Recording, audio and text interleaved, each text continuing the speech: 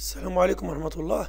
Alors dans cette vidéo, on va voir la correction de cet exercice sur la parité d'une fonction.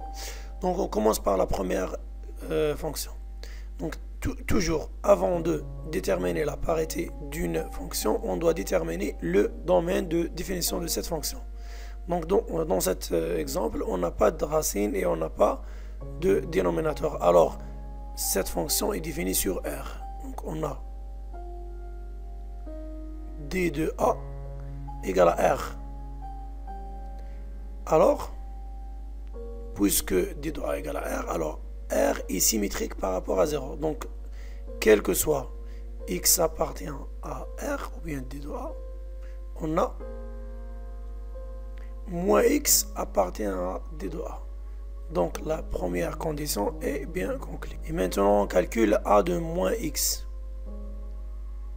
Donc A de moins X égale à moins X à la puissance 3 moins 2 fois moins X fois la valeur absolue de moins X égale à. Donc puisque on a une puissance impaire, donc le moins reste. Donc moins X à la puissance 3. Et si on a moins avec le moins égale à plus 2X fois la valeur absolue de moins X égale à la valeur absolue de X.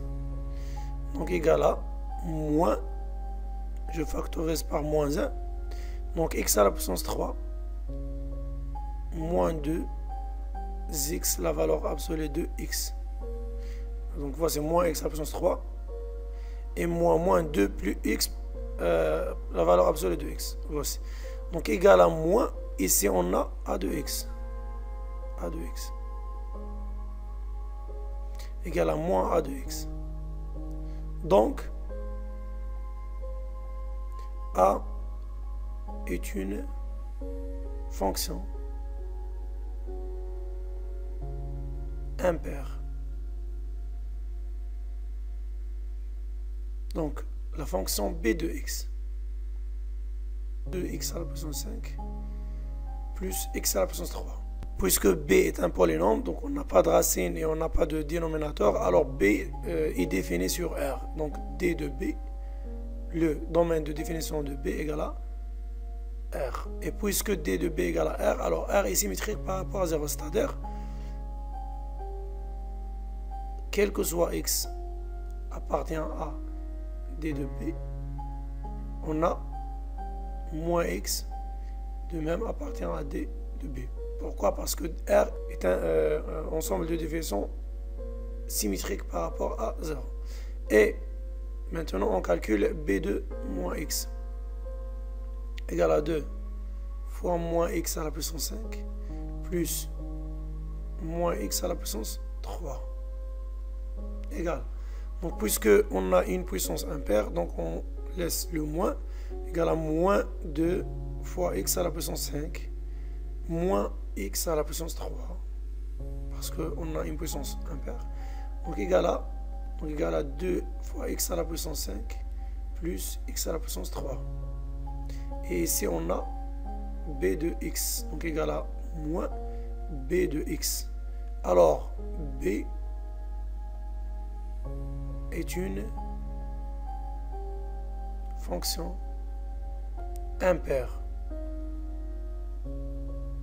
Ça y est, on passe à la suite. Donc C de x, alors C de x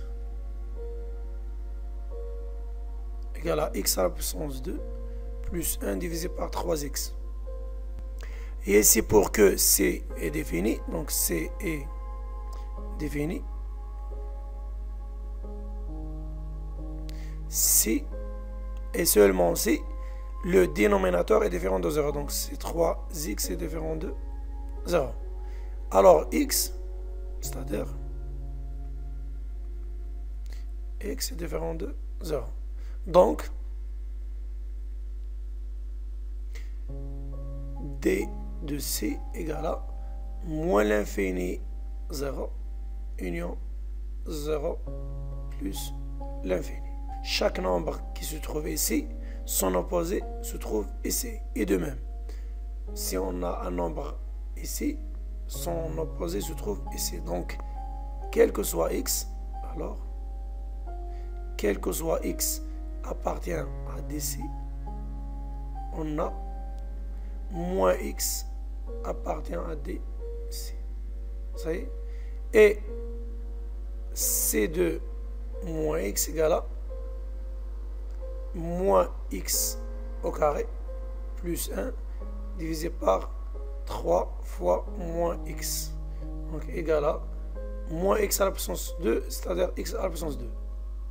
Donc on a une puissance paire plus 1 divisé par 3 fois moins x égale à moins 3x. Donc on peut factoriser par moins 1. Moins 1 fois x au carré plus 1 divisé par 3x. Et ici on a c de x égale à moins c de x. Donc c est une fonction impaire. Ça y est.